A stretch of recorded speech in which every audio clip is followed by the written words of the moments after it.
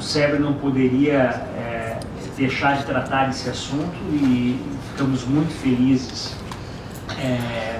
com o aceite da Clarissa em nos ajudar a organizar. A Clarissa, que é uma economista realmente de primeira linha e que já esteve em funções estratégicas de alta responsabilidade no BNDES, na Petrobras, dirigiu o FBDS, que é tão ligado a essa temática e que vem fazendo um trabalho muito bonito aí nessa área de sustentabilidade, né, com grandes empresas nacionais, multinacionais, e que está muito ligado ao que é a vanguarda dessa área. Então a gente ficou muito satisfeito que a Clarissa aceitou esse convite e nos ajudou a pensar esse grupo de grandes cabeças que a gente conseguiu reunir para ter essa discussão de balanço sobre o que ocorreu em Paris e o que acontece daqui para frente. Então, com essa abertura, novamente agradeço a presença de todos. Vai ser muito interessante não só escutar os nossos painelistas, mas também os debates que eu tenho certeza que vocês todos vão enriquecer. Então, Clarissa, eu passo a palavra a você e boa sorte nos trabalhos. Muito obrigada, Rafael, por esse... Desculpa, apertei no botão indevidamente. Por esse convite para ajudá-lo a fazer um balanço, né, da COP. A gente tomou um café da manhã, o Rafael tinha acabado de ser nomeado aqui, né, para a presidência do Conselho do SEBRE, fomos então conversar e falou, a gente poderia fazer alguma coisa juntos. Eu falei, podemos, Rafael, claro, já pensando em 2016, né? Ele falou, que tal um balanço da COP? Eu falei, mas quando, Rafael? Ele falou, agora em dezembro. Eu falei, Rafael, não vai dar tempo. Ele falou, vai dar.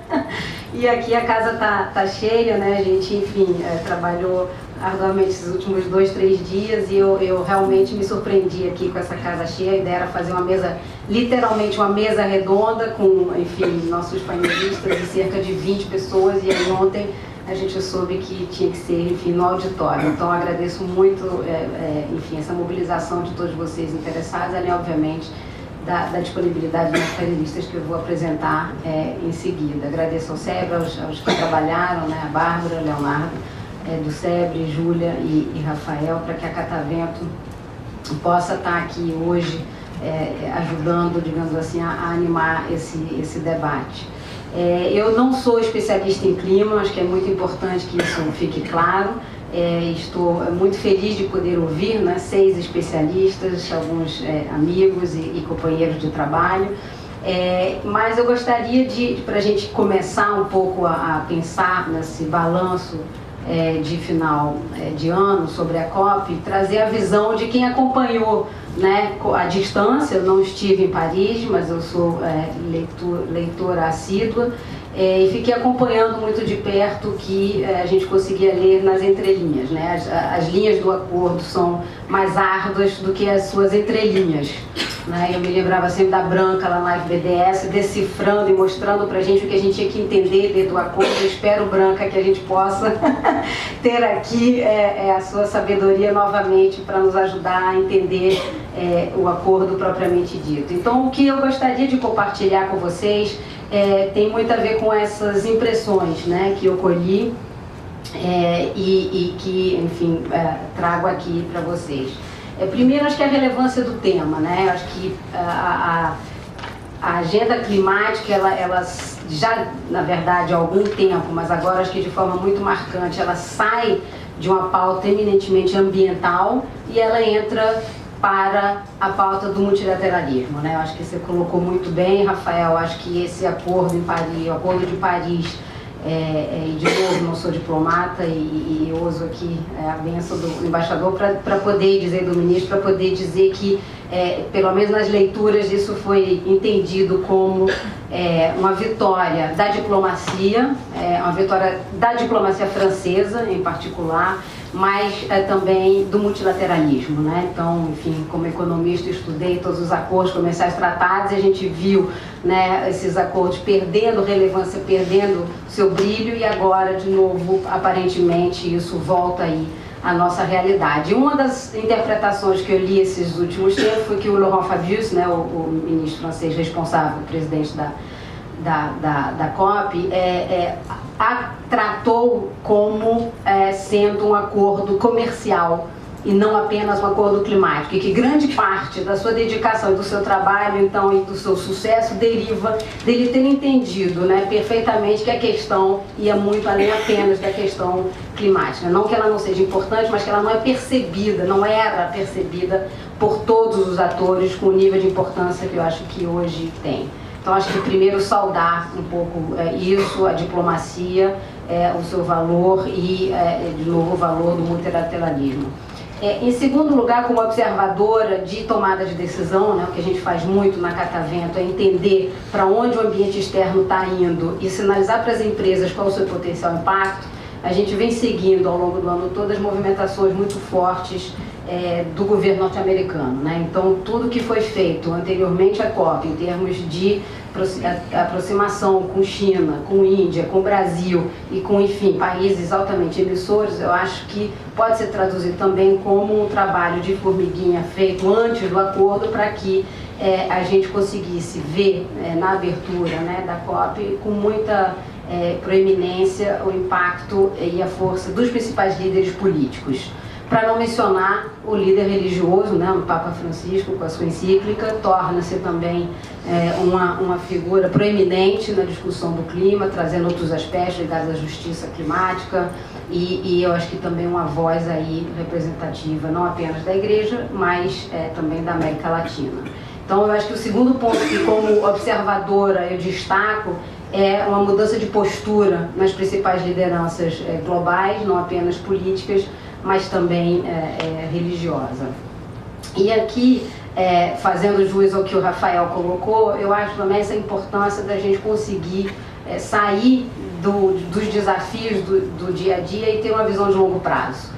E aí, nesse sentido, eu entendo que o acordo esteja sendo percebido como fruto de um momento político muito propício a essa mudança de visão sobre o futuro, né, que queremos. Queremos, sim, um futuro com menos emissões, e isso é sinalizado de uma forma muito evidente, né?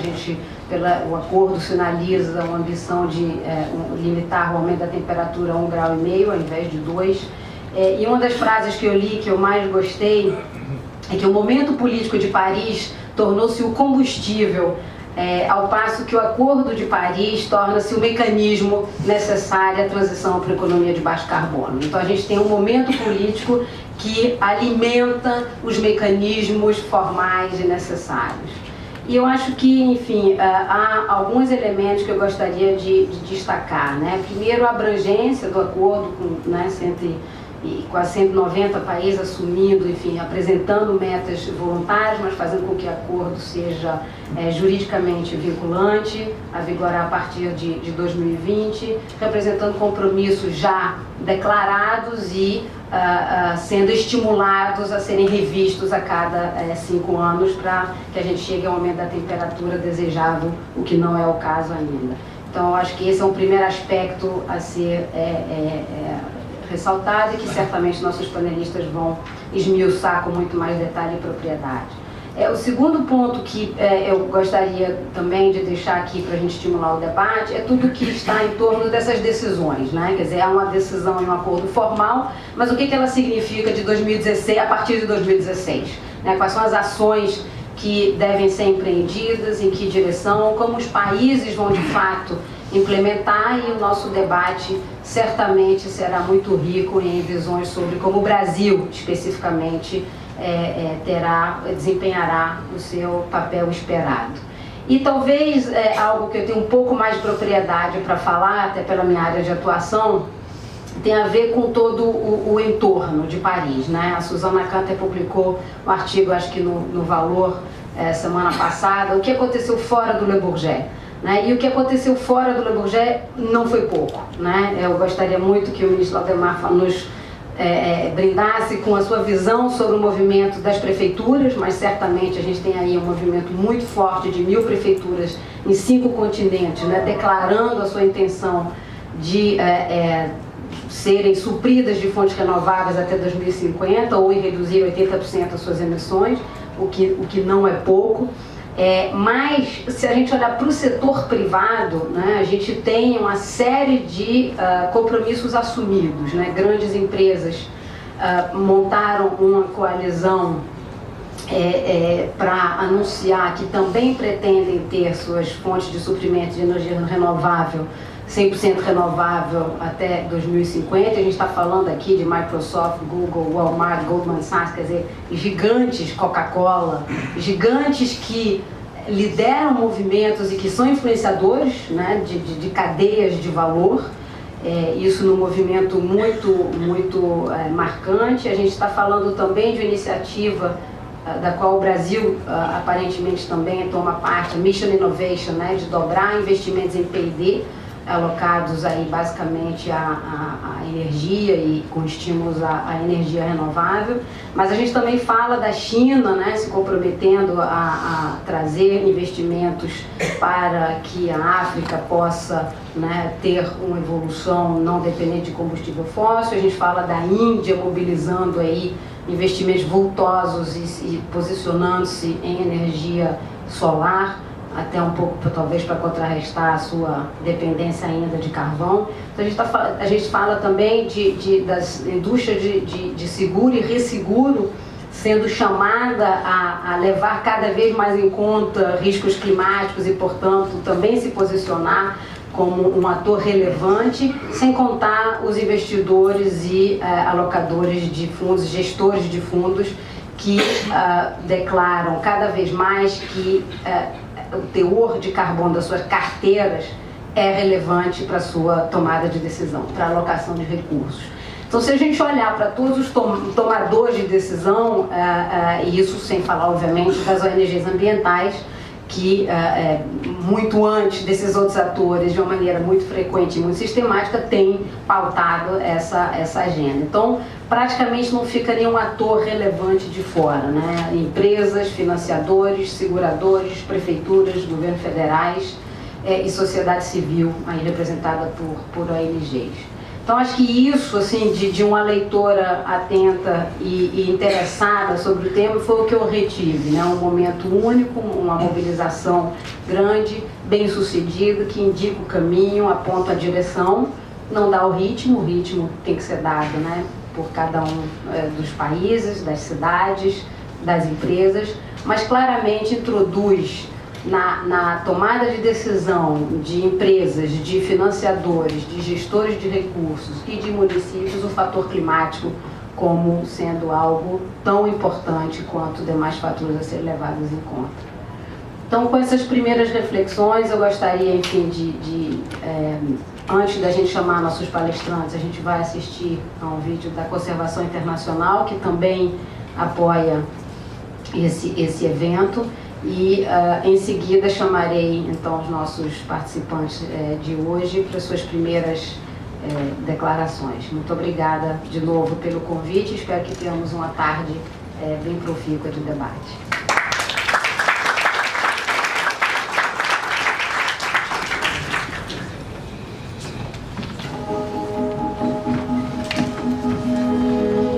I am home.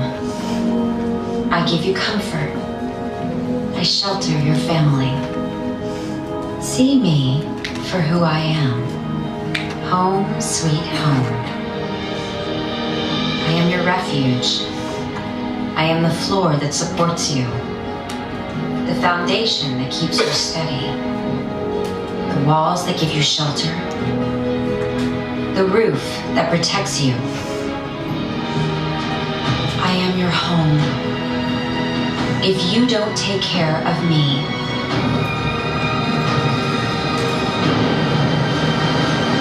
I cannot take care of you.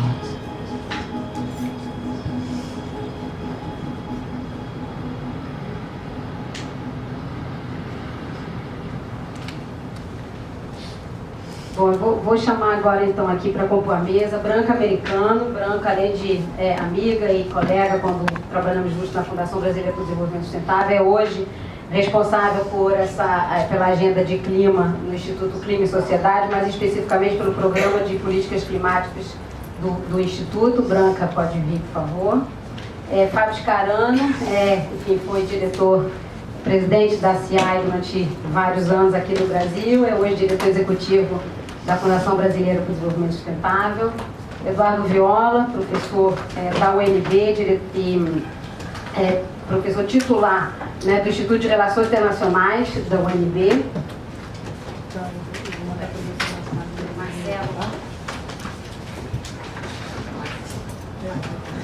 Marcelo Vieira, da Sociedade Rural Brasileira, vice-presidente da Sociedade Rural Brasileira. Rodrigo Lima acaba de chegar, diretor-geral do Agro Ícone. E o ministro Laudemar Aguiar, que está hoje, desde 2013, coordenador de Relações Internacionais da Prefeitura do Rio de Janeiro. Eu vou ficar aqui.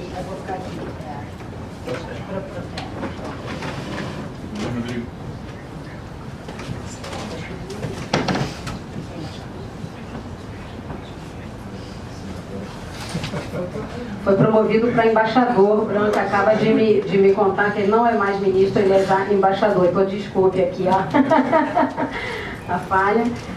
Eu vou ficar sentadinha, enfim, aqui do lado ou ali.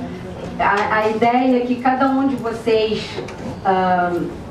tenha 8 minutos para dizer algo entre, enfim, que não é exatamente 10, quase 10 minutos, onde a gente vai dar início pedindo que cada um dê a sua visão sobre o acordo e sobre o pós-acordo, né? Quais são os desafios, sobre a sua, enfim, ótica particular. Quer dizer, eu gostaria que cada um já privilegiasse a sua área maior de conhecimento e usasse esses minutos para nos dar a sua visão particular sobre isso.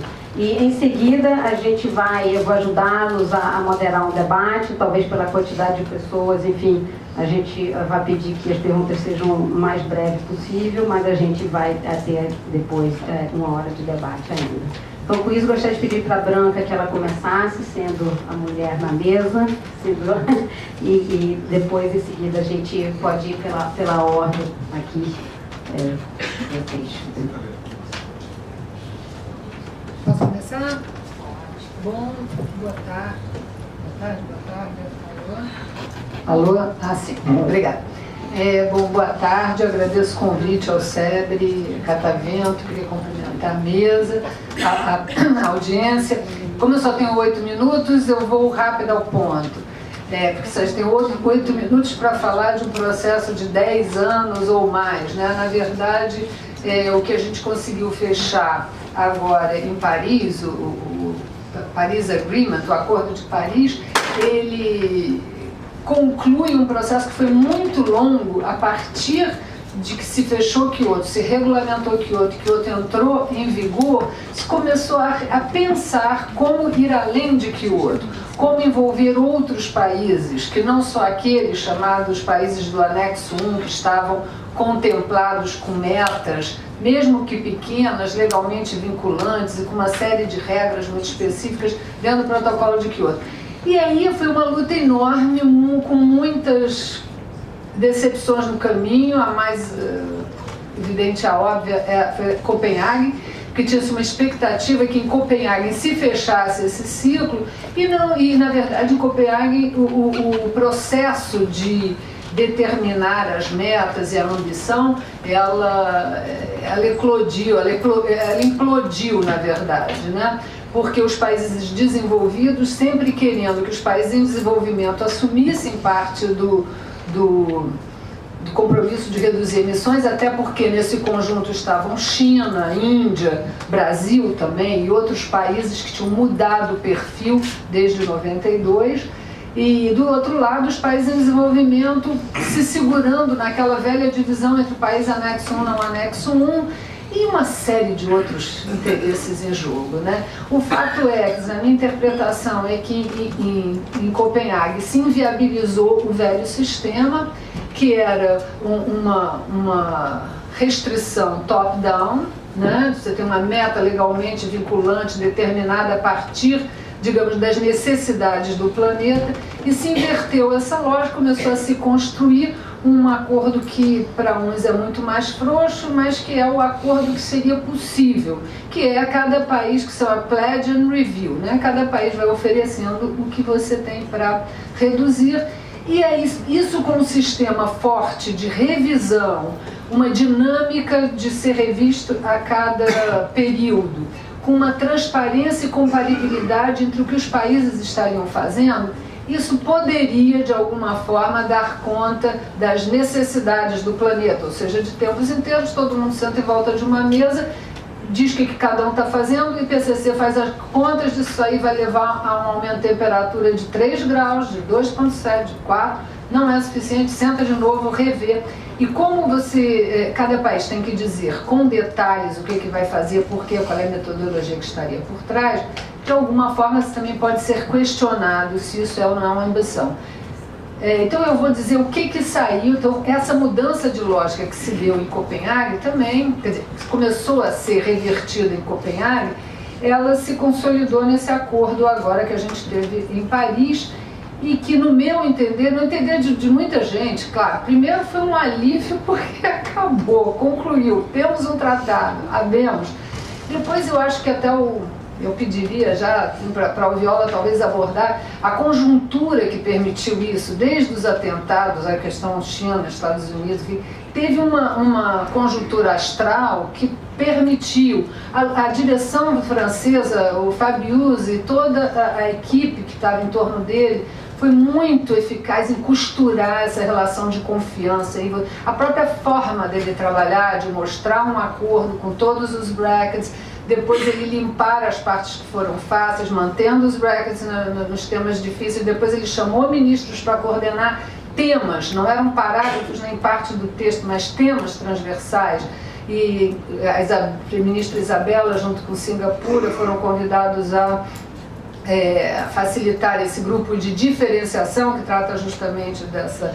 Nós tivemos outros grupos e que depois explodiu para um número um pouco maior de grupos, mas assim, e tinha uma plenária grande que discutia e ao mesmo tempo saía 2 ou 3 países que tinham aquela questão mais relevante para discutir por uma facilitação. Quer dizer, ele teve uma dinâmica na própria negociação que foi muito interessante e que levou, eu acho, a esse sucesso, tá? Então eu queria chamar a atenção a alguns pontos. Então, bom, ele é a conclusão, mas ele é sobretudo o começo de um novo, porque o acordo, ele é muito global. Alguns reclamam porque ele não detalha, mas ele será detalhado nos próximos passos, e ele tem provisões que garantem isso. Então, na primeira reunião, quer dizer, ele tem regra de ser ratificado, que é a mesma de Kyoto, 55% das emissões e 55% dos países. Então, quando ele entrar em vigor, vai ter a primeira reunião deste acordo,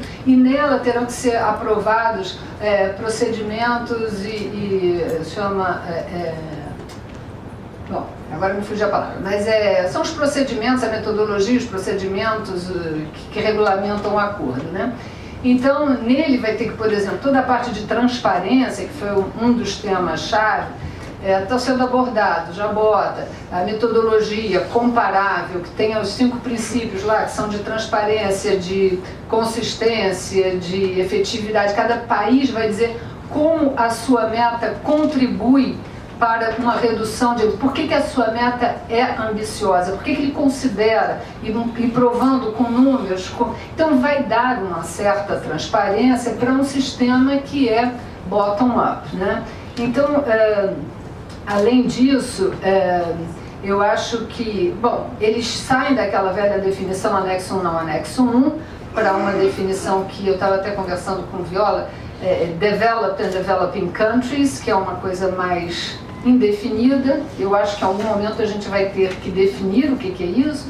Inclusive, eles pouquíssimos, eu estava reparando, pouquíssimos parágrafos associa develop com develop, inclusive na parte de financiamento. Então, assim, developed countries should take the lead, mas aí recognize that developing countries need support to implement their commitments, sei lá. Então é uma coisa que fala de um, fala de outro, mas não conecta, porque muitos, na negociação se quis muito que se developed countries tem que dar recurso para developing countries fazer as suas ações. Isso aí não voou, não está refletido no texto, né?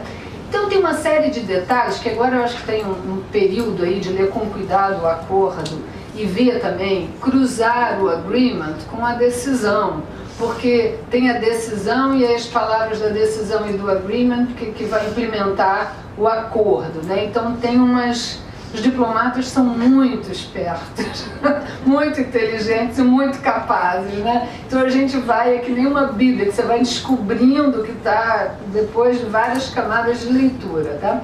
Então ele é um acordo dinâmico, tá? Que prevaleceu a ideia dos 5 anos, então alguns países vão submeter seu INDC, né?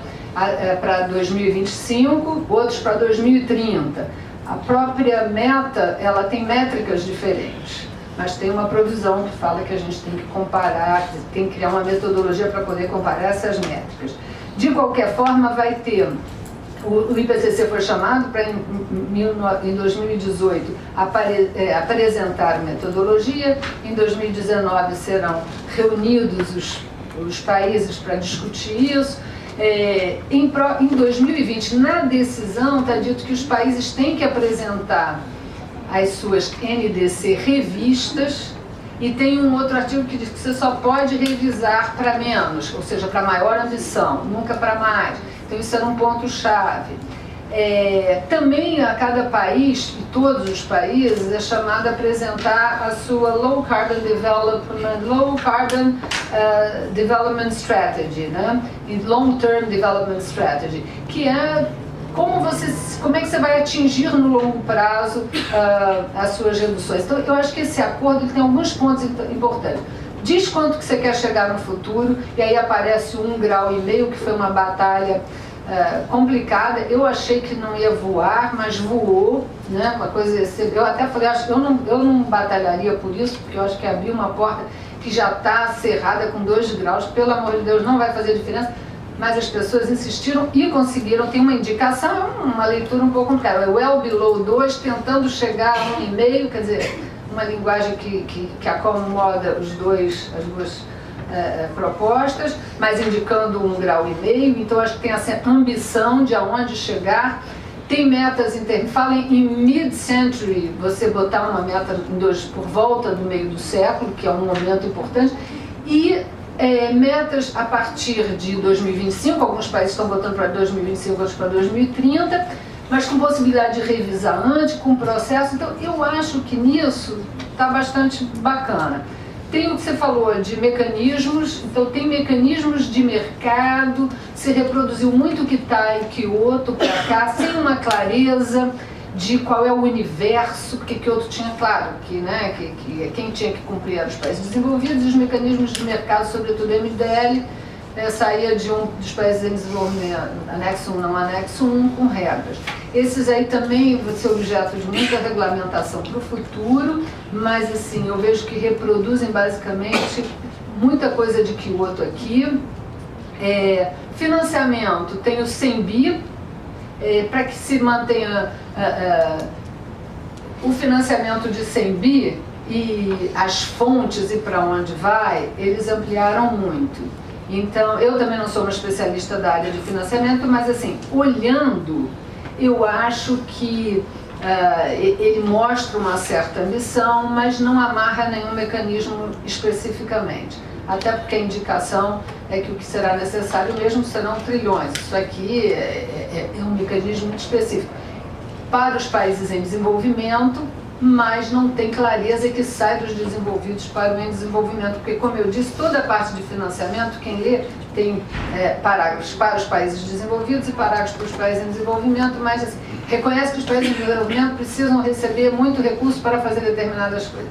Reconhece que os países desenvolvidos têm que dar recursos para... Agora, pode dar para eles próprios, que foi uma coisa que eles nunca quiseram cruzar um com o outro, tá? Então, tem filigranas aí que tem que ser visto, né? Bom, então quais são os próximos passos? Eu acho que os próximos passos, Deixa eu ver se eu estou bem comportada. Quanto é que estou aí? Já foi. Já estourei. Então não estou bem comportada. Então os próximos passos é regulamentar para fora. Então eu acho que aí tem... E a diplomacia brasileira, diga-se de passagem, tirando o chapéu, porque eu sempre fui muito crítica, mas eles tiveram não na habilidade deles, mas no posicionamento. State your position, não precisamos estar aqui, vamos em frente, vamos chegar a uma ponte. Então fizeram um papel maravilhoso. Eu acho que é nosso papel agora de cobrar que continuem com essa postura para a regulamentação, né, que virá a partir do ano que vem.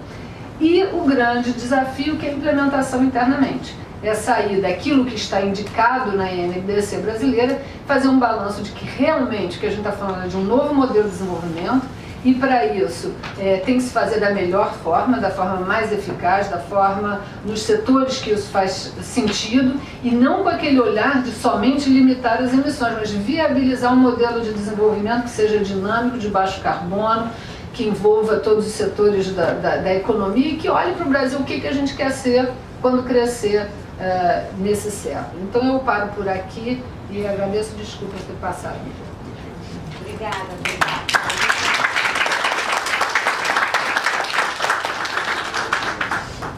Oi, boa tarde a todos. Muito obrigado. Boa tarde a todos. Muito obrigado, Rafael, Clarissa, Júlia. Um prazer enorme estar aqui com vocês, com essa mesa, essa plateia numerosa. E, assim, eu acho que... E você me chama a atenção, Clarissa, por favor, se eu estourar meu tempo aqui. Mas eu acho que... Ah, ótimo, obrigado.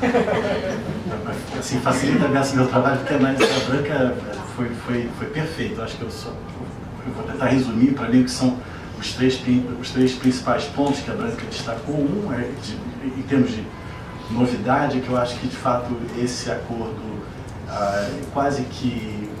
Eu senti um senso de urgência muito grande. Eu acho que tem uma frase do presidente Obama que resume a sensação que para mim predominou ali, que ele falou recentemente, que a nossa é a primeira geração que sente os impactos da mudança climática e a última que pode fazer alguma coisa a respeito. Eu acho que isso permeou as conversas ao longo dessas 2 semanas. Havia um grande senso de urgência que levou a esse acordo. E se você olhar bem, estava refletindo sobre isso, que quase que joga 20 anos, uns 20 e poucos anos desde 92, quase que esquece aquele formato e fala, não, vamos fazer de baixo para cima agora, ver o que os países se comprometem. Então foi uma virada arriscada, eu acho, ousada, de extrema habilidade diplomática da França e dos vários países ali envolvidos, e eu acho que finalmente a gente tem um acordo para começar, e um acordo em que todos têm uma parte, têm um papel a cumprir. Então é diferente da ótica de Kyoto. Eu acho que isso foi um grande avanço. O segundo grande avanço é isso, daqui a 5 anos vai ter monitoramento, vai ter avaliação, o que cria um certo vínculo legal a essas metas. E tem esse compromisso financeiro que a Branca mencionou, de 100 bilhões anuais a partir de 2020, que ainda seja inferior ao que se estima ser necessário para mudar de uma economia marrom para uma economia verde. Certamente é o maior compromisso que já surgiu até hoje. Então, para mim, esses foram os 3 grandes destaques, né, esse período aumentando e tal. Agora, o que eu queria falar foi sobre a parte que eu gostei menos do acordo, que a Branca também mencionou, que foi essa história do 1,5 ou 2 graus e tal.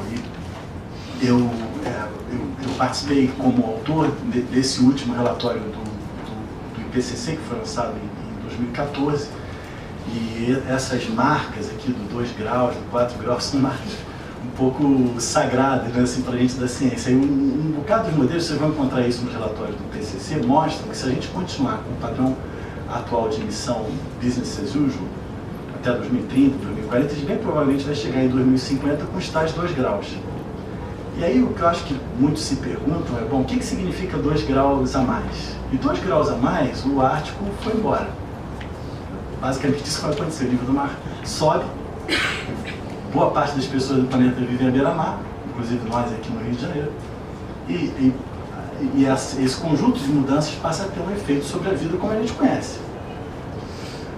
Se continuar assim, a gente chega a 2100 com 4 graus a mais, qualquer coisa entre 4 e 5 graus a mais, e 4 graus a mais já começa a ter um efeito muito direto sobre a saúde das pessoas, especialmente crianças com menos de 10 anos, pessoas acima de 60 anos que passam a ter mais problemas respiratórios, problemas cardíacos, assim por diante. Então, a gente entende, o IPCC disse isso no último relatório em diferentes instâncias, mas a gente entrou na era da adaptação, de mitigar só já não vai adiantar mais, não é mais uma questão só de reduzir a emissão, a gente tem que se adaptar a esse novo clima que vem. Só que a adaptação tem limite. A impressão que dá é que 4, 5 graus talvez seja o nosso limite, 2 graus vai ser limite para muita gente, especialmente para os mais vulneráveis, o que leva a gente a se perguntar quem são os mais vulneráveis às mudanças climáticas. E os mais vulneráveis são os pobres. E os locais mais vulneráveis são os locais que perderam significativamente a sua capacidade de suporte à vida, ou seja, locais que perderam a natureza. Então, provavelmente a melhor maneira de se adaptar às mudanças climáticas é você construir sociedades onde você reduza de um lado a pobreza, mas ao mesmo tempo que você faz isso, você conserve ou recupere a natureza que foi perdida nesses lugares. Então, essa estratégia de adaptação com base numa natureza conservada ou restaurada é o que os cientistas chamam hoje de adaptação baseada em ecossistemas. E, embora eu tenha gostado um pouco do fato do acordo ter falado, eu acho que eles puxaram para o 1,5 por causa do horror que é o 2 para o IPCC, e eu acho que o 1,5, especialmente esse horizonte de 1,5 a 2, para a segunda metade do século, assim, é meio tarde.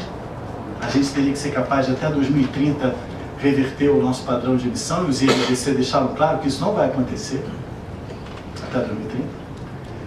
Mas o que é o lado bacana dessa história é o papel do Brasil, e isso eu achei bárbaro. Mais uma vez, em Copenhague a gente já tinha sentido isso, agora em Paris mais uma vez. Deu, assim, apesar de todo esse momento esquisito que o Brasil atravessa, para dizer o mínimo, vários momentos aqueles de nós tivemos lá, tenho certeza, a turma toda aqui que esteve lá presente, deu muito orgulho de ser brasileiro. O conjunto de metas que o Brasil lançou, que a gente pode criticar, poderiam ter sido um pouco mais arrojadas, são metas, as de uso da terra, especialmente, são metas já legalmente vinculadas. Tem uma lei que nos demanda até mais do que as metas estão dando. Desmatamento ilegal zero, a restauração de 12 milhões de hectares, só o passivo em áreas de preservação permanente que o Código Florestal demanda que sejam recuperadas vai ser alguma coisa em torno de 20 milhões, então a gente vai ter espaço para recuperar, para eles cumprir a lei. Então, nota, o que o Brasil está se comprometendo lá, a lei já exige. E se a gente botar isso em prática, desmatamento zero, recuperar, cumprir o Código Florestal, que vai garantir uma agricultura mais sustentável, segurança alimentar, segurança hídrica, estabilidade climática, e se no processo, isso demanda uma nova economia de base florestal, de base agrícola, uma economia de baixo carbono. Se isso acontecer, a gente tem uma chance real de estar de um lado conservando e recuperando a natureza e do outro reduzindo pobreza através desse processo. E se a gente conseguir fazer isso até 2030, eu tenho a impressão que a gente vai ser um exemplo para o resto do planeta, de que é possível você se adaptar às mudanças climáticas nessas bases. Você, no processo de conservar e recuperar a natureza, você garante produção de alimento, você garante água em quantidade, você garante melhor vida para as pessoas, com geração de renda. Então, eu acho que o Brasil vai ter um tremendo protagonismo nisso. Tomara que a gente consiga, eu tenho fé que a gente vai, como país, conseguir dar esse exemplo.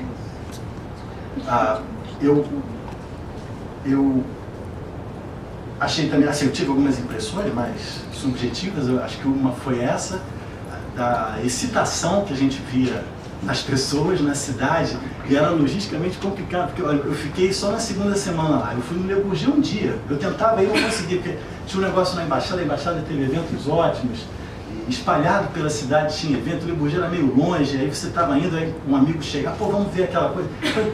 A cidade estava assim, polvorosa, muito excitante essa semana lá.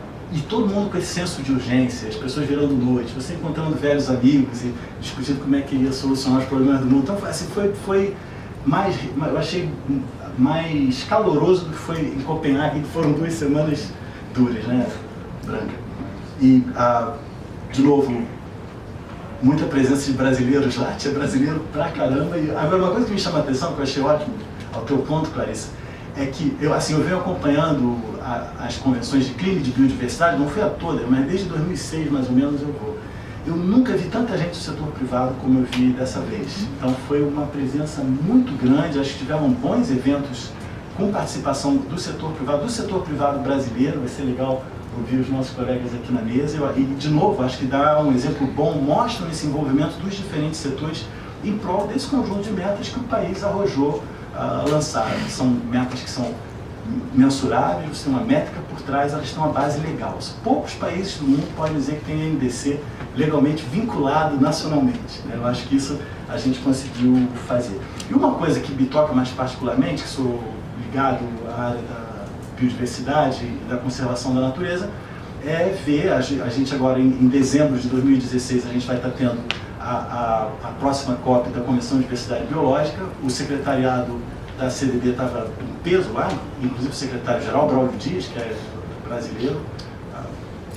E o tema central da próxima CDB vai ser segurança alimentar.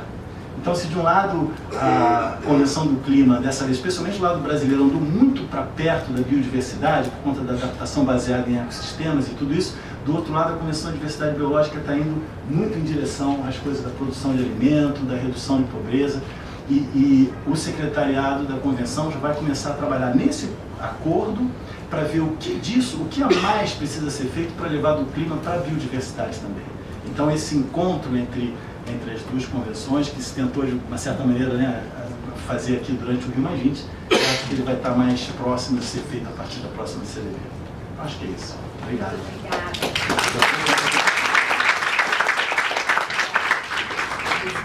Senão a gente fica mais perto. Bom, tudo bem, já foi. Bom, então, em primeiro lugar, eu queria agradecer então, o convite do SEBRE para participar nesse debate. Eu já participo em atividades do SEBRE desde o ano de 2002, pouco depois da fundação.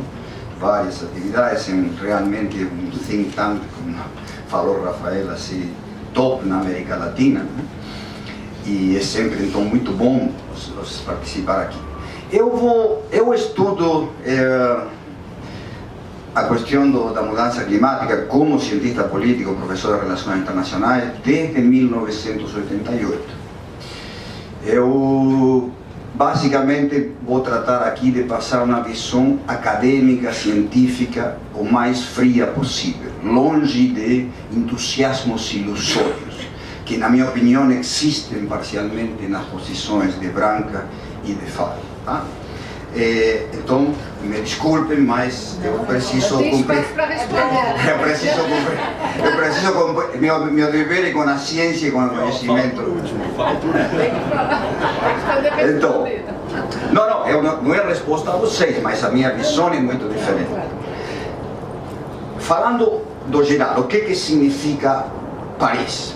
São 3 pontos fundamentais que eu quero colocar, que são, primeiro, o lugar de um acordo multilateral na lógica da economia política internacional da transição para o baixo carbono. O lugar de um acordo multilateral é cada vez menos importante, seja esse acordo fracassado, relativamente bem sucedido ou até muito bem sucedido. O fundamental da lógica do mundo, do fluxo de matéria e energia, está dado basicamente pelos processos de trajetória recente e futura de emissões de um grupo muito reduzido dos países do mundo, que são os que produzem o problema e que têm a capacidade de resolver o problema, mas em geral não são os que mais sofrem o problema.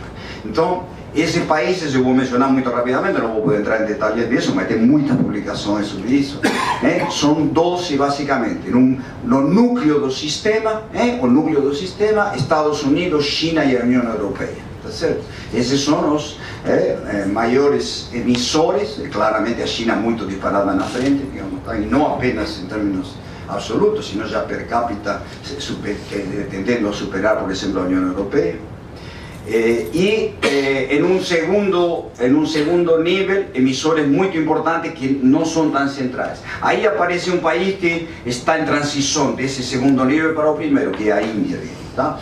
E depois nós temos Brasil, Japão, Coreia do Sul, Indonésia, Rússia, Turquia, México e Canadá. Tá?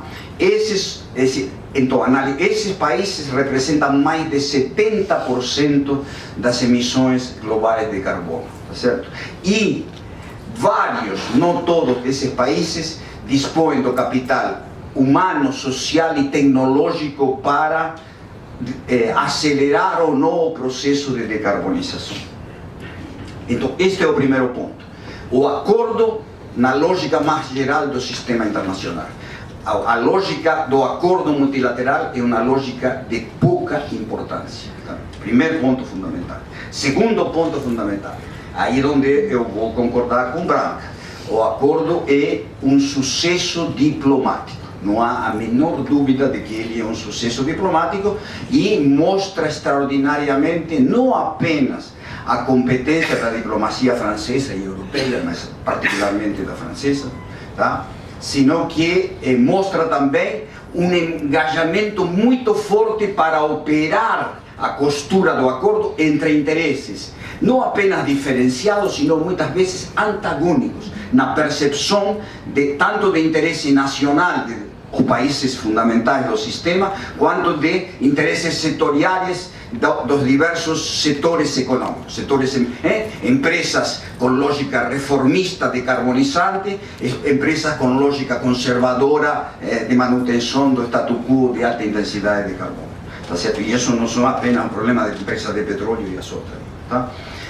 Então, realmente a costura foi muito bem feita e obviamente a costura aponta para um mínimo comum denominador, embora, neste caso, o grande mérito da diplomacia francesa foi ir um pouco acima do mínimo comum denominador, tá certo? E aí é decisivo a atuação de uma série de líderes mundiais. Obama teve uma participação extraordinária, digamos, tá certo? Hollande teve uma participação, Ban Ki-moon teve uma participação extraordinária e Angela Merkel tiveram também. Estes líderes mundiais se comprometeram em uma escala, digamos, ou seja, que possibilitou que o dia a dia, a rotina de uma diplomacia de altíssima competência como a francesa fosse bem sucedida. Então, grande sucesso diplomático. Terceiro nível de análise do acordo é o que o acordo nos diz em termos de a promoção da transição para uma economia de baixo carbono. O acordo é um acordo fraco, insisto, é um acordo fraco e eu vou colocar, e isso é o que pensa a maioria dos cientistas, digamos, tá certo? Não é o que está nas manchetes da mídia, não. Que a manchete da mídia tende a reproduzir a efervescência e o otimismo dos produtores do acordo, que são os governos, os negociadores diplomáticos, tá? Os políticos, muitos políticos que tentam capturar para si o sucesso, digamos, tá? do acordo diplomático, e até as próprias ONGs, cujo sentido como organizações e até das vidas dessas pessoas que operam nisso acaba estando muito decisivamente vinculado a isso, digamos, tá? Mas se nós vamos para a comunidade científica, a coisa é bem diferente, tanto antes, quanto durante, quanto depois do acordo, digamos, né? O tipo de avaliação que se faz. E aí, por que ele é fraco? Primeiro, porque nós não estamos começando. Nós começamos faz 23 anos e até agora temos fracassado rotundamente. A década passada, na década em que começou o processo, em 92, em Rio, as emissões globais de carbono subiam 1,3% ao ano, mais ou menos. Na primeira década do século XXI, a década do grande crescimento econômico, altamente intensivo ao carbono, as emissões de carbono cresceram 3% ao ano, tá certo? E no período posterior agora, depois da crise de 2008, mas também porque se iniciaram políticas de decarbonização, depois do Acordo de Copenhague, ou se desenvolveram em algumas áreas do mundo, então nós temos um processo de crescimento mais limitado das emissões de carbono, onde temos que ver, obviamente, alguns países crescem muito, outras reduzem. Tá? Mas então, nós temos já 23 anos de fracasso, ou seja, o que a humanidade produziu nesses 23 anos? Um aumento extraordinário da concentração de gases estufa e uma redução brutal do que fica do orçamento global de carbono para evitar a mudança climática perigosa. Ao mesmo tempo que nós, desde o início da década passada, sabemos já com alta certeza o que é o componente antropogênico da mudança climática. As incertezas que havia no início da década de 90 não existem mais desde o início da década passada. Então, aí nós vamos a uma série de questões de acordo que mostram a sua fraqueza, certo? É dizer, como... primeiro, as metas nacionais são voluntárias e não obrigatórias. Claramente, isto é uma oposição dos Estados Unidos e da Índia, basicamente, mas assim, não, é um ponto, esta é universal, Kyoto era para poucos, mas as metas eram obrigatórias. É claro que o sistema multilateral não tem dentes. Canadá se retirou do protocolo de Kyoto em 2011 e nem sequer teve uma sanção moral por retirar-se, está certo? Mas de todas maneiras isto mostra como a fraqueza da capacidade multilateral, digamos, ou seja, em Kyoto se produz um tratado que obrigava um grupo de países a ser, teoricamente, a estar mais, a ter que agir. Hoje isso não é assim. Claro que hoje são todos os países, naquela época era um grupo, e o fato de ter sido um grupo só foi uma das razões do fracasso do protocolo de Kyoto. Isto é bem conhecido, a soma das metas nacionais, mesmo na melhor das hipóteses, que todas sejam implementadas, o qual está longe de ser a realidade, porque tem muitas metas nacionais que são totalmente deletérias, são difusas, não há lógica do sistema nacional de governabilidade que garante a nenhuma implementação, tá certo? Então isso tem vários países que têm essa característica, tá? Depois, então o que acontece? Com essa soma, mesmo a temperatura da Terra vai subir 3 graus. O conceito de decarbonização que estava em versões prévias do acordo, foi eliminado do acordo, tá certo? E isso, obviamente, que é pela resistência dos grandes produtores de petróleo, carbono e gás natural. A decarbonização é mesmo até do gás natural, que são melhores que o de carbono e de petróleo, tá? Então, não tem. E nós temos hoje, estudo do Fundo Monetário Internacional, não de nenhuma organização ambientalista, em 2013, os subsídios diretos e indiretos à produção de petróleo sumavam 5 trilhões de dólares, aproximadamente 7% do PIB mundial. Não há nenhuma referência no acordo, coisa que, por exemplo, no acordo do G20 de Los Cabos, em México, se colocou isso como tendência difusa, isso agora nem apareceu, por exemplo, tá certo? Então, mais um fator, digamos, que mostra a fraqueza do acordo. Nós tínhamos em versões primeiras do acordo uma ideia de estabelecer hacia 2050 uma meta de redução global de emissões que se convergente com a ciência do clima, que falava de aproximadamente redução de emissões globais até o ano 2050 e de aproximadamente 60, 70 a 90% das emissões. Desapareceu absolutamente do texto, está certo? E se foi substituído, sim, um minuto, e foi substituído por o antes possível. Sobre os 100 bilhões de recursos, eles são apenas equivalentes a 0,4% do PIB dos países desenvolvidos, tá certo? 0,4%. Para dar uma ideia, a ameaça da mudança climática é algo muito mais profundo que o que foi, digamos, ou seja, a reconstrução da Europa logo depois da Segunda Guerra Mundial, e nesse momento a transferência de recursos dos Estados Unidos para a Europa chegou a atingir 2,5% do PIB americano. E neste caso é 0,4% do PIB de todos os desenvolvidos, tá certo? Os países de renda média se negaram a transferir recursos para os países pobres, incluído o Brasil, tá certo? Só a China colocou à disposição 3 bilhões de dólares anuais para essa questão. O sistema de monitoramento e de implementação é fraquíssimo, porque o soberanismo, a ideia de não intruir na soberania nacional, o que eu declaro é o que eu faço pelos meus números, minhas estatísticas, não que outros países entrem em campo, em verificação, intruir dentro de mim. Isso, obviamente, os países ocidentais querem isso, porque são democracias. Os países não democráticos, ou mesmo países democráticos de baixíssima qualidade contra a Índia, como a Índia, se opuseram a isso. Tá?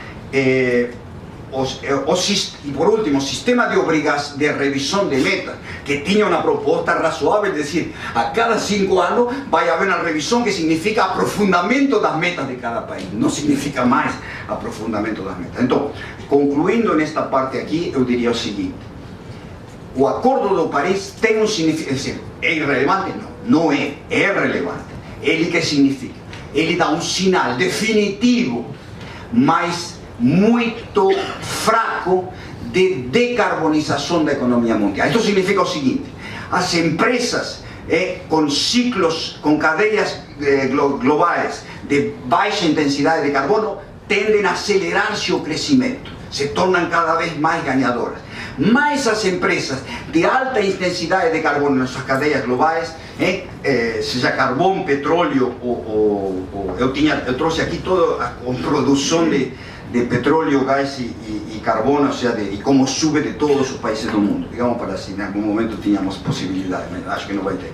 Mas o que quero dizer é o seguinte: as empresas, ao mesmo tempo, todos os setores altamente intensivos em carbono, sejam diretamente produtores de energia ou outros que são conservadores de mentalidade das empresas, eles vão poder continuar produzindo e lucrando sem maior problema por muitos anos. Ou seja, o desencorajamento do conservadorismo em relação à intensidade de carbono das cadeias de valor é fraquíssimo.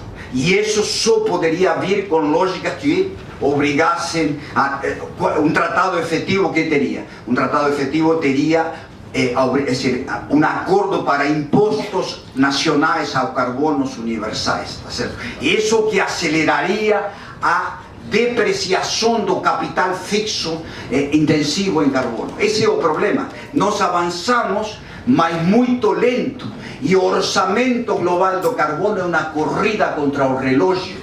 Progressos incrementais nesta área são muito diferentes que em direitos humanos, liberalização comercial, regulação financeira. Nesses casos, você mesmo, progresso lento, você sempre pode dizer: ah, não, mas a gente constrói e avança. Tá certo? No caso não, porque nós temos uma luta contra o relógio decisivo do ponto de vista do planeta. Muito obrigado.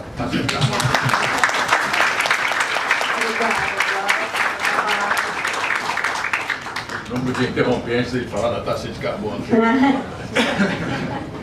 Né? Bem, nós temos um acordo.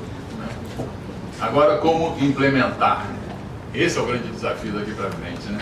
Nós temos a nossa INDC brasileira, que foi vista lá em Paris e por todo lado que nós estávamos como uma das melhores do mundo, uma das mais bem estruturadas, uma das mais efetivas, e propondo emissões reduzidas em 37% até 2025 e 43% em 2030. Agora, analisando essas contribuições, nós vemos o seguinte: o grande implementador vai ser o agronegócio brasileiro. Muitas das principais metas aqui têm que ser implementadas pelo agronegócio, né? Nós temos aqui mudanças importantes no uso de terra, florestas, pecuária, né? Nós temos aqui vamos dizer, o principal driver é a implementação do Código Florestal. Nós temos um Código Florestal que é a legislação ambiental mais abrangente do mundo, mais completa, e está num processo de implementação e ela vai dar as grandes contribuições, né? Desmatamento ilegal zero na região amazônica, no resto do país já não é mais um desafio. Restaurar e reflorestar 12 milhões de hectares, isso aqui basicamente são áreas de reserva legal e APP. A FBDS está fazendo um trabalho muito importante detalhando isso para nós traçarmos políticas efetivas, né? Depois falamos em restaurar 15 milhões de hectares de pastagens degradadas, isso é muito importante também para diminuir a área ocupada por nossa pecuária, produzir a mesma carne na metade da área, mais ou menos, liberando terras para a agricultura, para que a produção brasileira de alimentos possa crescer, para atender a demanda mundial na área atualmente antropizada. Aí também a agricultura tem um papel importante, né? Porque nós estamos propondo voltar a ter uma matriz energética tão limpa quanto tínhamos antes do atual governo, voltando a ter 45% de renováveis, incluindo energia hidrelétrica, sendo que a média mundial é 13%, né? Estamos propondo aqui 32% de renováveis fora hidrelétrica, solar, eólica, biomassa, etanol, 18% de biocombustíveis, isso quer dizer até 2030 dobrar a produção de etanol no Brasil, levar de 25 milhões de metros cúbicos atuais para 51 milhões de metros cúbicos atuais. Foi a conta feita pelo Rodrigo, estou me fazendo os números dele, né? Estamos nos propondo na matriz de geração elétrica mudanças muito importantes, levar para 23% de renováveis, excluindo hidrelétrica. Isso é uma das metas mais importantes, crescer a produção de energia solar, eólica e biomassa. No caso da energia de biomassa, é quintuplicar a produção atual, dos atuais 22 terawatt-hora por ano para 115 terawatt-hora por ano. Tudo isso vai demandar investimentos muito importantes e uma mudança no sistema agrícola brasileiro muito importante na direção de uma agricultura de baixo carbono. O grande desafio é como financiar isso, né? Se discutiu lá na conferência vários mecanismos novos de financiamento para todas essas estratégias.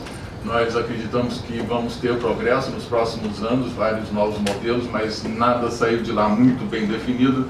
Agora nós vemos o seguinte: a agricultura tem duas maneiras de ver toda essa estratégia aqui, né? Você pode ver isso aqui como um copo meio vazio. Nós, fazendo tudo isso aqui, nós vamos ter um aumento de custos, vamos perder competitividade, mas nós podemos ver isso aqui como um copo meio cheio também. Fazendo tudo isso aqui, nós vamos ter a produção de alimentos mais responsável, mais limpa do mundo. E aí o grande desafio é levar isso para o mercado mundial, fazer com que o consumidor mundial reconheça a produção brasileira de alimentos e dê uma valorização adequada para essa. Por isso que é muito importante nós levarmos toda essa discussão também para negociações de comércio. Precisamos da ajuda de vocês em montar uma estratégia efetiva para isso, né?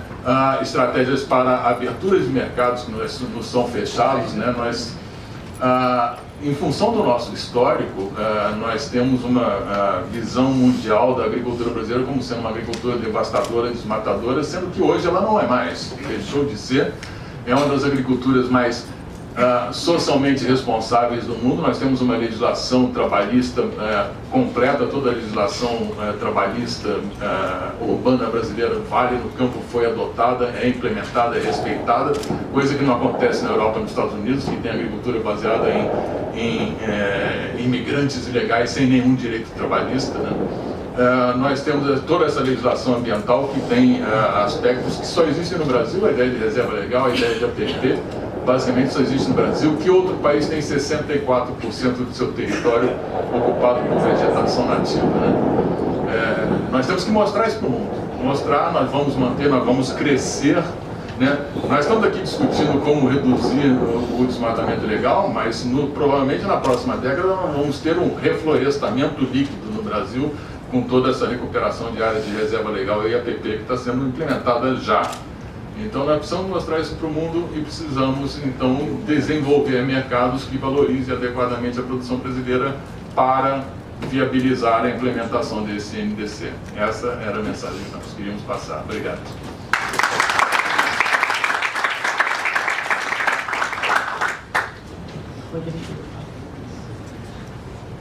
Obrigado. Um prazer estar aqui. Eu queria agradecer o SEBRE, a pessoa do para o Rafael. Quando ele mandou o convite, eu estava lá em Paris e na hora aceitei, porque mesmo ainda sem saber se iríamos ter um acordo, eu acreditava muito que iríamos ter um acordo. Vivendo essa agenda aí há muitos anos e com um background de relações internacionais, de direito internacional, era perceptível que sim, estava na hora de ter um acordo. Estava confluindo para isso, a despeito das críticas, a despeito de uma ambição não elevada, que foi o que aconteceu, eu concordo com o professor João. Mas, ao mesmo tempo, eu enxergo que sim, é um bom começo. Primeiro porque é um acordo multilateral de mudança do clima, como foi a Convenção do Clima, como foi o Protocolo de Kyoto, mas construído de forma diferente, como a Branca colocou, como o Fábio colocou, que é o de dentro para fora, é o bottom-up, não é países, o que vocês podem fazer, e baseado no que vocês podem fazer, a gente busca celebrar um acordo. São as contribuições nacionalmente determinadas que os países pretendem adotar, as INDCs. Acho que o enfoque de negociação adotado desde Durban e chegando até hoje, para permitir um acordo, ele foi diferenciado, e aí, sem dúvida alguma, como um acordo multilateral, você não consegue dar um passo enorme, mas ele é um passo importante. E para destacar uma frase do preâmbulo do acordo, que me chama a atenção, que mostra um pouco essa visão de que é um mundo em transformação, e como o presidente Obama colocou, é a geração que criou e que tem a chance de começar a tentar atacar o problema de verdade. Eu saliento uma das frases do preâmbulo que fala que, enfatizando a relação intrínseca entre as ações, as respostas e os impactos das mudanças do clima, que isso terá no acesso equitativo ao desenvolvimento sustentável e erradicação de pobreza. O que é acesso equitativo ao desenvolvimento sustentável? Depende de onde você está no mundo, certo? Tem países que querem ter acesso à água para beber. Tem países, para nós aqui, a gente faltou ar-condicionado num dia quente como esse, a gente já está nervoso porque está quente. Então, o que é acesso equitativo ao desenvolvimento sustentável? Então, é uma frase de preâmbulo, uma frase, mas que, no final das contas, para mim, tem um significativo muito importante, partindo da premissa que todos os países colocaram na mesa o que eles podem fazer, e ainda é pouco. Tudo bem, eu concordo que ainda é pouco. Só que aí eu gosto de enxergar o Acordo de Paris como uma árvore de Natal, já que a gente está na época do Natal, como uma árvore de Natal sem enfeite nenhum. O acordo ele é um esqueleto, ele é uma base sobre a qual, nos próximos anos, até 2020, muita coisa terá que ser negociada e construída. Eu fui lendo o acordo e escrevendo do lado tudo que vai ter que ser feito de guidelines, de recomendações, de metodologias, que tem lá um grupo ad hoc do Acordo de Paris, que já foi criado, que começa reuniões ano que vem, porque as reuniões não param, não é só a COP, a reunião das partes, então tem reunião todo ano, 2, 3, 4 às vezes. Então, o que tem de coisa para ser feita a partir do ano que vem é muita coisa, porque só a questão das metodologias e métricas e baselines e estrutura para você poder comparar o que um país está fazendo com o que o outro país está fazendo, isso já gera um trabalho gigantesco do ponto de vista técnico que precisa ser posto em pé e que ainda tem um começo, mas precisa ser aprofundado com base nesse acordo. Então, a despeito de concordar que sim, é pouca ambição, eu entendo que é um começo muito relevante, partindo de uma premissa de um acordo multilateral. E aí é interessante observar uma coisa, que apesar do acordo começar a valer a partir de 2020, ele deve entrar em vigor antes, porque ele precisa lá de 55 países ratificando. Ano que vem tem a cerimônia de ratificação, de assinatura do acordo em abril, lá na ONU, então acho que 26 de abril, se não estou enganado, até 26 de abril do ano que vem, de 2017. E tão logo 55 países que representem 55% das emissões, como a Branca disse, assinem, ratifiquem, ele entra em vigor. Então imagina que isso acontece ano que vem.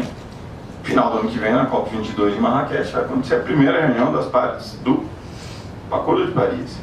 A despeito dele passar a valer a partir de 2020. Mas isso isso pode ser simbólico do ponto de vista de direito internacional, mas isso é super importante. do ponto de vista de começar a construir, rechear, botar as bolinhas de Natal lindas nessa árvore para puxar essa arquitetura, esse instrumento multilateral. Então, eu vejo como um começo bastante interessante, e até porque ele faz referência a algo chamado precificação de carbono, sem trazer detalhe, nada disso, mas está lá, e os países agora vão ter que se pegar para discutir o que é isso. Acontece que com petróleo a 38 o barril fica difícil a gente falar em precificação de carbono. 100% renewable. Eu concordo que energias renováveis é o futuro, por várias razões. Não porque eu sou intrinsecamente contra petróleo, mas que nenhum país sensato do mundo joga fora petróleo porque renewables é o caminho. Tem balanço, mas isso aí é um mercado que precisa trabalhar isso. E precificação de carbono pode ser uma das formas de fazer isso, e está na mesa. Então, é algo que precisa ser olhado com muita atenção. E aí, que eu já falei metade do meu tempo, eu gostaria de entrar num ponto que é assim, eu já quase estourei meu tempo, que é o Brasil. Marcelo levantou bem a questão das INDCs. Imagina que assim, o Brasil vai ter que revisar as INDCs, vai ter que submeter as INDCs, agora com NDCs, que são contribuições nacionalmente determinadas, não é mais que o país pretende fazer, o que ele vai fazer. E o baseline é que a gente mandou, a gente não pode diminuir, a gente só pode aumentar. Essa visão de agregar novas ações ao que o país submeteu, e quem não submeteu terá que submeter, é algo que pode puxar a ambição, e por isso ficou 2 graus Celsius e 1,5 graus Celsius. Mas aí eu me flagro na pergunta, bom, dentro do Brasil, como é que a gente bota no chão esse negócio das INDCs? O Marcelo falou muito bem do papel que o setor agrícola pode ter quando você olha na questão da redução de desmatamento, que não é só, que não tem a ver só com a agricultura, que tem a ver com várias coisas de madeira ilegal, a grilagem de terra e vários outros vetores de desmatamento na Amazônia. Quando você tem uma relação inata com agricultura, o plano ABC, agricultura de baixo carbono, quando você tem biocombustíveis, cana, quando você tem biomassa e quando você tem uma meta muito concreta de energia. Porque o colchão no Brasil de conforto em relação a eu estou tranquilo porque eu vou reduzir emissões cortando o desmatamento, já acabou. Não acabou, mas assim, ele ficou pequenininho, porque agora a gente tem energia como o maior setor emissor no Brasil e agropecuária também. E como cortar emissões pesadas em energia. A gente está no Rio de Janeiro, como é que as grandes cidades e mudanças do clima, a Branca trabalha com isso, como trabalhar isso do ponto de vista de sustentabilidade e de qualidade, acesso equitativo a desenvolvimento sustentável, como está no preâmbulo, de redução de pobreza, de transporte, de pessoas que ficam horas e horas e horas no trânsito, ou seja, como trabalhar isso e botar a contribuição brasileira, que eu não chamo mais de pretendida, a contribuição que o Brasil levou, e a ministra Isabela foi enfática em vários momentos lá em Paris, em dizer, nós precisamos trabalhar ano que vem no Brasil como implementar as contribuições brasileiras. Então, tem que ter política de governo federal com dinheiro na mesa, como o Marcelo falou, não tem dúvida alguma que tem que ter. Tem que ter criação de leis que sinalizem investimentos. Quem faz investimento de longo prazo, de milhões, bilhões de dólares, se não tiver uma política de governo que sinalize que esse é o caminho que o país quer seguir? Ninguém faz, só quem é maluco. Então, o país precisa criar estruturas dentro dos ministérios para trabalhar a agenda. O Ministério de Minas e Energia, que até pouquíssimo tempo, ou até hoje não tem, pelo menos na minha visão, Rodrigo, né, nem a visão agroícola, não tem um envolvimento pesado com a agenda de clima. O próprio Ministério da Agricultura, que começou a se envolver por conta do plano ABC, mas falta se envolver mais. Hoje a gente tem lá, normalmente nas negociações, o Ministério do Meio Ambiente super ativo e o Ministério das Relações Exteriores. Aí está lá o pessoal da Embrapa que sempre vai, o Ministério da Ciência e Tecnologia também vai, mas assim, agora o Brasil não tem mais compromisso voluntário. A nossa política de clima precisa ser revisada inteira, ela precisa ser basicamente reformulada. É uma nova política climática. Então, só para fechar, deixar a mensagem que o acordo sim é um ponto bastante importante do ponto de vista de uma regra que vai ter que ser detalhada a partir do ano que vem. Passa a ressaca de final de ano, Paris Agreement, tem que ler, porque tem muito detalhe nesse texto. Não é trivial isso aqui. E aqui dentro do país, lá fora a negociação vai continuar, é super importante, mas eu quero saber aqui dentro do país como trabalhar a implementação disso, envolvendo o governo federal, estaduais e municipais também. Porque no final das contas é isso que vai permitir uma transição de baixo carbono e desenvolvimento sustentável no conceito dos SDGs aprovados agora em setembro, dos Objetivos de Desenvolvimento Sustentável, que no final das contas tem tudo a ver com uma melhoria de vida e ter menos vulnerabilidade e no final das contas, redução de pobreza. Obrigado.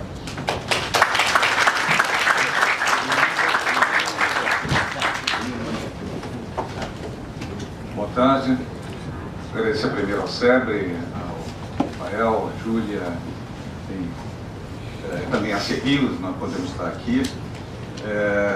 Bom dessas apresentações, desse debate, que estava ficando um pouco chato, eu estava concordando com todo mundo, aí veio o professor Viola, não é? E, com grande entusiasmo, não é? Discordou, para ser diplomático, mas só um pouquinho das outras posições, mas é isso que é bom, né? De ter visões um pouco distintas, diferentes, pontos de vista e backgrounds diferentes para nós podermos exatamente passar para o debate. Quer dizer, primeiro, eu não sou especialista em mudanças climáticas. Quem é o maior especialista dentro da prefeitura, além da SMAC, né, do secretário Muniz, Nelson Franco, a equipe dele, é o assessor especial do prefeito, Rodrigo Rosa, que não pôde estar aqui, e dois assessores meus que estão no fundo, um pouco se escondendo, o Bruno Nil e a Daphne, que vão me puxar as orelhas se eu falar muita bobagem. Mas, como diplomata, não como cientista, eu queria dizer que eu vejo, da mesma forma como meus colegas, sobretudo o Rodrigo, que acabo de falar, com um copo meio cheio, aliás nem está tão cheio, mas mais meio cheio do que mais vazio, como o professor Eduardo Viola. Eu acho que realmente a grande beleza desse acordo é o multilateralismo. Nós não conseguimos avançar em grandes temas globais sem o multilateralismo, sem a participação dos diferentes países. Isso nós podemos dar vários exemplos em relação a acordos alcançados no âmbito das Nações Unidas, das agências da ONU. Podemos falar desde o Tratado do Mar, Acordo do Mar, enfim, que nos deu o nosso mar territorial, as nossas 188 milhas, enfim, que nos permite explorar, espero, cada vez mais, de forma mais sustentável, nossos mares, mas em todos os temas globais. E isso não é exceção, nesse caso, das mudanças climáticas, né? E, obviamente, você ter discussões, se discussão entre 2, entre 3 já é difícil, imagine você juntar 196 países e conseguir um acordo. Obviamente, como se diz, não se consegue o melhor acordo, o ótimo é inimigo do bom. Você tem tantas posições diferentes e até divergentes, como disse o professor Viola, que se conseguir esse acordo, na realidade eu acho que mostra exatamente o oposto do que o professor estressou. Nós tivemos 23 anos de fracasso e depois de 23 anos conseguimos esse acordo, que é um excelente baseline a partir do que vinha acontecendo até agora e sobretudo depois da grande frustração de Copenhague. E como as pessoas também não veem, todos ficam com uma grande expectativa quando ocorrem essas grandes conferências, como ocorreu com a Rio +20, como ocorreu com a Rio 92, onde finalmente, há 23 anos, desenvolvimento sustentável, o conceito foi criado. Até hoje, se você fala em sustentabilidade, tem pessoas de sustentar o quê? Ainda confundem sustentabilidade com o meio ambiente, não sabem do tripé econômico, social e ambiental do desenvolvimento sustentável. Isso 23 anos depois. Então são todos processos. Se esperar que você tenha um grande acordo, uma coisa que realmente vai arrebentar ao final de uma conferência, é desconhecer os processos multilaterais das Nações Unidas, que na realidade são os processos dos países. Nós somos as Nações Unidas. São as Nações Unidas lá e nós aqui. Somos nós que fazemos esse processo. E nós tivemos grandes progressos, apesar de tudo, em todos esses anos. Mas acho que a principal diferença do que ocorreu previamente a Paris, e que Paris, eu acho que foi a grande demonstração de que isso ocorreu, como disse o presidente Obama, que foi muito bem citado pelo professor Viola também, há alguns meses, todos ou a grande maioria das pessoas se deu conta de que a Terra é redonda. Poucos estão hoje falando a Terra é plana, mas 99,99% das pessoas hoje sabem a Terra é redonda. E os que falam que a Terra é plana continuaram falando e cada vez serão menos, porque a Terra é redonda. Então se deu conta de que a Terra é redonda, de que há o impacto da ação humana e de que nós chegamos a um ponto em que, se não fizéssemos nada, o futuro já se saberia qual é. Então acho que todas as pessoas, os países em geral, todos os stakeholders, a iniciativa privada, que, como foi mencionado aqui, teve grande participação nessa reunião e também teve na Rio+20, cada vez mais as pessoas se dão conta de que, se não fizermos, se for o business as usual, acabou. E ninguém quer que acabe. Então há que fazer mudanças. Obviamente todos têm seus interesses, há limites de tempo para se fazer, mas todos se deram conta de que há que ser feito algo por todos, né? E a outra questão importante é que, pela primeira vez, todos os grandes emissores, como mencionou o professor Viola, estão dentro, ao contrário de Kyoto. Então, duas grandes mudanças, a principal mudança de Paris em relação a Kyoto e outras negociações anteriores, é que os dois maiores emissores, responsáveis por mais de 50% das emissões, Estados Unidos e China, estão dentro, com suas peculiaridades, com seus interesses, mas estão dentro. Todos os países da União Europeia estão dentro. Os outros grandes emissores em desenvolvimento estão dentro, e todos contribuindo. Aqui, obviamente,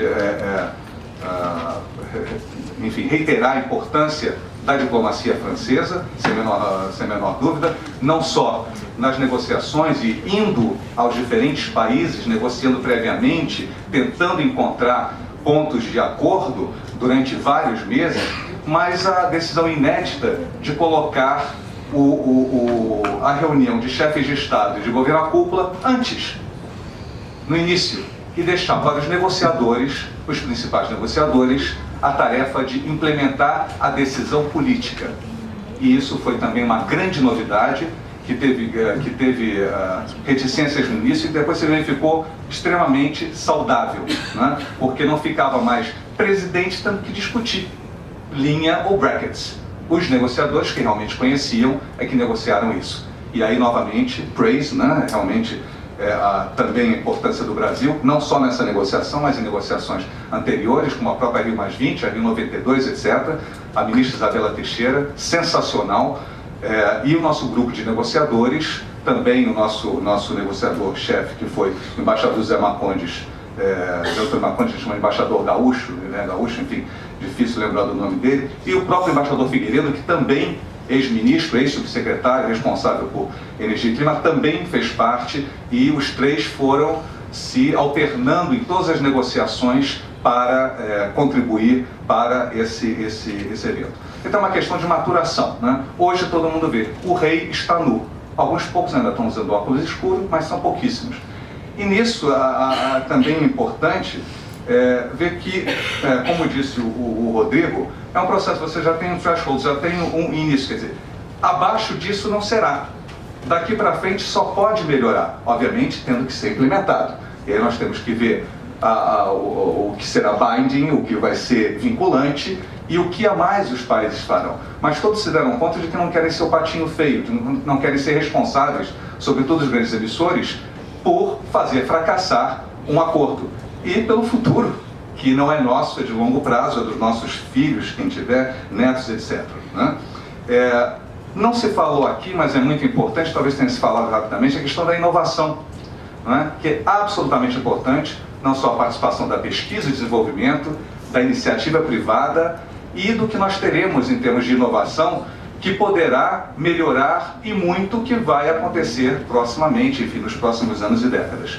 O Rafael disse no início, 10 anos, a gente acha que a longo prazo, não é.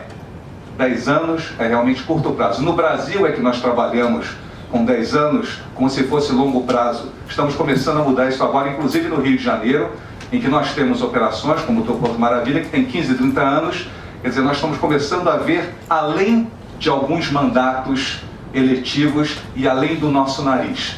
Então isso também é muito importante, estamos vendo muito além. Obviamente que isso leva a muito mais necessidade de acordos, compromissos e evoluções.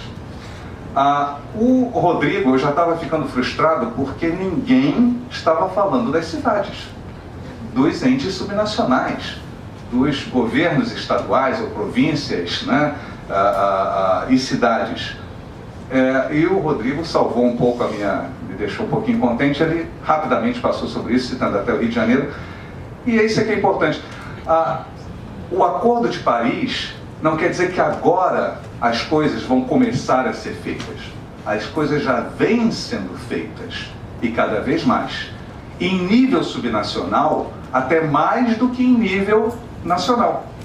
Se vocês pegarem o exemplo do maior emissor, que são os Estados Unidos, a Califórnia e algumas cidades fazem muito mais para a redução de emissões do que o governo federal americano fazia até agora. Se nós pegarmos o caso do Brasil, algumas cidades, entre elas a nossa cidade maravilhosa, faz muito mais coisas do que o governo federal em geral. E não podemos esquecer que se falou muito de agronegócio, desmatamento, etc., mas já, graças a Deus, e por conta de uma política séria de levada a cabo pelo governo federal, por governos estaduais, etc., o desmatamento não é mais a principal razão pelas emissões brasileiras. É energia, é transporte, são resíduos. E onde estão esses problemas? É no campo? É na Amazônia? Não, é nas cidades. Até 2050 nós teremos 70% da população em centros urbanos. O Brasil hoje já tem 84% da sua população em centros urbanos. Teremos 93% em 2050. O mundo terá 70%. E hoje, 70% das emissões estão em centros urbanos. Então, o papel das cidades, o papel de você mudar o desenvolvimento urbano para um desenvolvimento urbano sustentável é absolutamente fundamental. E as cidades já vêm fazendo isso. Vocês sabem, enfim, paralelamente à COP21, houve vários eventos de cidades, governos provinciais, etc. E houve o grande encontro, a cúpula de prefeitos de Paris, que reuniu presencialmente mais de 400 prefeitos do mundo, e não presencialmente mais de 1000, e que juntou não só prefeitos individualmente, mas as maiores redes de cidades do mundo. As duas maiores que combatem mudanças climáticas, no nível municipal a C40, que é presidida pelo prefeito Eduardo Paes, desde 2014, que reúne 82 cidades, maiores cidades do mundo e mais inovadoras, serão 83 proximamente, e que correspondem simplesmente a 25% do PIB mundial. Só. Então, independentemente do que façam os governos, é absolutamente fundamental ver e seguir e implementar e melhorar o que fazem as cidades. Cidades, quando eu digo cidades, também não podemos esquecer das regiões metropolitanas, não é? Cidades não são isoladas, sobretudo no Brasil, se nós pegamos as megacidades, como Rio de Janeiro, São Paulo, Belo Horizonte, Salvador, etc. A região metropolitana é muito importante. Não adianta você ser uma cidade maravilhosa, cercada de outros municípios que não estão se desenvolvendo da mesma forma e aplicando políticas de desenvolvimento sustentável da mesma forma. O país segurou o petróleo, né, prejudicou o setor aí de biocombustíveis de uma maneira voluntária e declarada, e o que a gente então espera daqui para frente é que haja no mínimo uma conexão, tanto no nível federal quanto de novo nos diversos níveis, e eu acho que os sinais que as cidades e os prefeitos têm dado como novos centros de poder e de decisão é muito positivo para a sociedade. Então esse era um ponto que eu queria fazer, o da integração, e que a gente, né, como cidadão, cobre essa integração e que as decisões nas outras áreas agrícolas, energéticas, cidades, sejam todas consistentes com essa meta ambiciosa que o Brasil, enfim, de negócios, das questões climáticas. Então isso é um sinal claro, primeiro, que os decisores nas empresas querem entender o que significa para mim e depois eles querem se preparar. Quer dizer, como é que isso representa eventualmente o risco, como é que pode representar uma oportunidade. Isso para mim é um sinal claro que esse elemento passa a ser fatorado, passa a fazer parte da minha equação da tomada de decisão. Então, eu também acho, não tenho dúvida que isso é um caminho reversível, pode ir mais rápido, obviamente, se a gente tiver sinalização clara de precificação de carbono, pode ir mais devagar se essa sinalização não for tão rápida, mas o caminho eu acho que está dado. Então, com isso, Rafael, passo a palavra a você para o encerramento final. Obrigada. Obrigado, Clarissa, pela mediação e a todos os panelistas pela apresentação. E eu gostaria só de fazer um comentário um pouco na linha do que a Clarissa disse, que eu acho que são duas questões estruturais desse debate que a gente fez hoje. E eu acho que o que o professor Viola traz, eu acho que é muito essencial, porque coloca a espada de Damocles em cima das cabeças daqueles que estão envolvidos nessa arquitetura, quanto ao que é realmente necessário e onde nós queremos chegar. Senão é um pouco drama de Sísifo aí de a gente ficar empurrando isso para cima, sempre rolando de volta, e a gente nunca vai vencer. Então, levando em consideração essa espada sobre a nossa cabeça, acho que tem duas questões estruturais, e a primeira delas, que está no ambiente regulatório, toca um ponto essencial nessa questão ambiental, que é o dilema do prisioneiro. Não se consegue regular questões ambientais ou, em geral, de sustentabilidade sem resolver o dilema do prisioneiro. Então, a partir do momento que a gente traz essa discussão para um ambiente mais multilateralizado, ainda que não plenamente equilibrado, a gente começa a resolver esse problema, que é o primeiro que causa um efeito muito negativo de regulação e de mercado, né? Então, essa é a primeira coisa que está sendo tratada com multilateralização.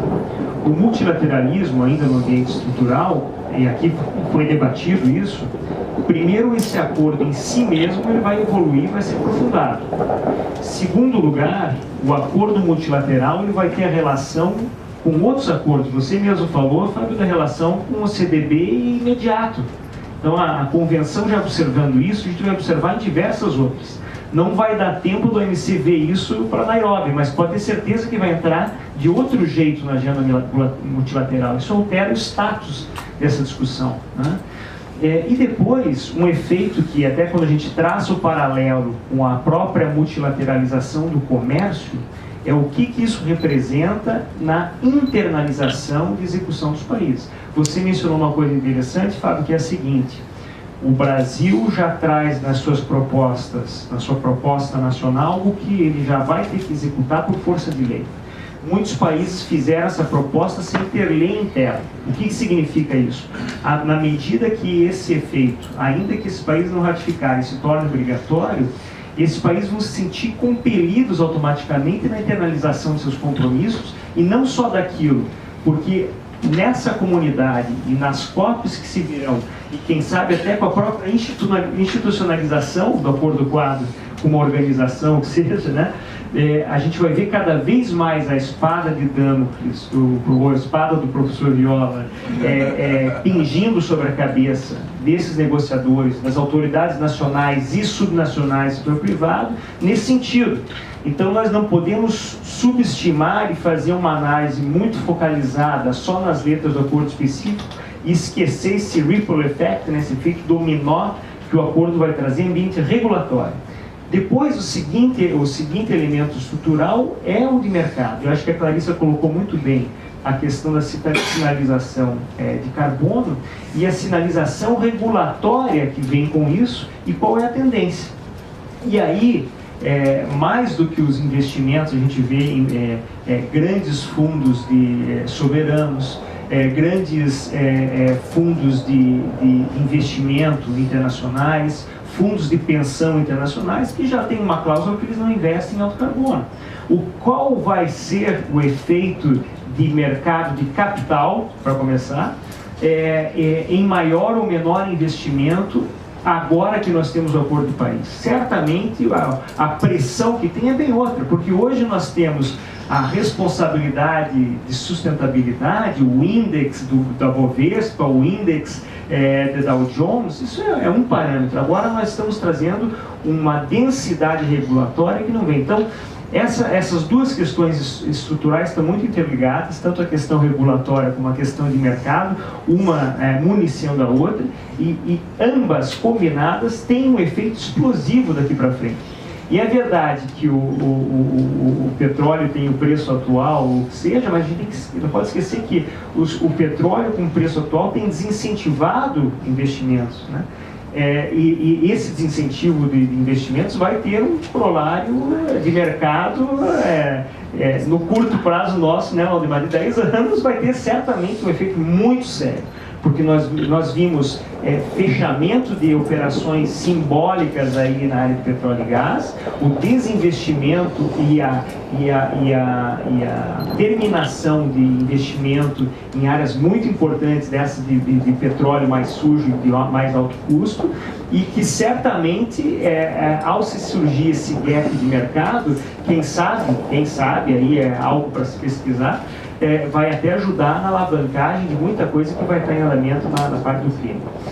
Eu termino só por dizer o seguinte: a provocação do Marcelo Vieira, quem sabe até alguma coisa que o SEBRE possa desenvolver, por exemplo, com a agroícola, é a inter-relação multilateral do comércio e do clima. Agora, realmente, isso aí ganha outra roupagem, outra dimensão. Eu acho que ambas as instituições têm muita tradição e DNA nessa discussão aí, e vai valer muito a pena nós pensarmos, aí sim para 2016, Larissa, como que nós podemos aprofundar essas discussões e ter estudos, porque certamente eu acho que essa postura do setor privado, que nós vimos aí com a sociedade rural olhando o lado do copo meio cheio, e como que nós buscamos uma valorização e capitalização do que nós já estamos adiantados no Brasil, eu acho que esse é um caminho muito virtuoso para o Brasil. Então eu queria agradecer a todos pela presença, de dedicarem essas horas aqui para esse nosso debate, imensamente aos panelistas que se disponibilizaram a vir até aqui, e já convidar para nós continuarmos nesse diálogo, que foi muito bom. Clarissa, parabéns pelos trabalhos. Obrigado.